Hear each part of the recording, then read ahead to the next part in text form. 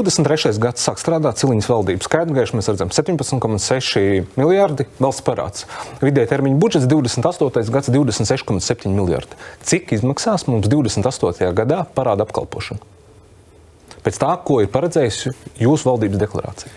Mēs runājam par parādu, kurš ir vidējā Eiropas Savienības līmenī vai zem vidējā. Kurš ir divreiz mazāks kā Igauniem? Nu, beidzam šo vidējo.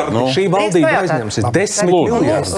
Ja jūs apgalvojat, ka ārējo parādu var sekt, no to, ko jūs šobrīd sakat, tad tā ir vienkārši nepatiesa informācija. Nepatiesa informācija, ka valsts publisko tēriņu samazināšana, lai sektu ārējo parādu, ir kādi priekšlikumi konkrēti. Uz budžetu es neiedevu, jums vairāk kā 200 miljonu vērts priekšlikumus. Jūs varat šobrīd atskaņot kādu priekšlikumu par samazinājumu. Mēs nevaram samazināt publiskā sektora iepirkums par 5%. Mēs nevaram samazināt kapitāla sabiedrības padomu locekļu skaitu. Visu, ko mēs iesniedzām, partiju finansējumu par 15%. Un šādā veidā samazināt mūsu ārējo parādu. Mēs samazinām mūsu valsts publiskos izdevumus, ar kuru mēs Kurus publiskos izdevumus? Sociālo pakalpojumu apjomu? Čudar kungs, es nezinu, vai jūs esat dīvains, vai jūs izliekties par tādu? Jūs runājat par konkrētiem skaitļiem, un tas arī bija budžeta diskusijā.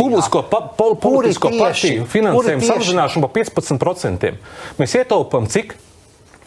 Maziņa lieta. Vienā lietā 2 miljoni mēs ietaupām. Cik jūs ietaupāt? Es jums ļoti skaidri arī Saeimas sēdē to teicu, cik mēs varam ietaupīt. Cik tieši? Vairāk kā 1 miljonu eiro. Uz vienu sadaļu tikai pirmajā gadā.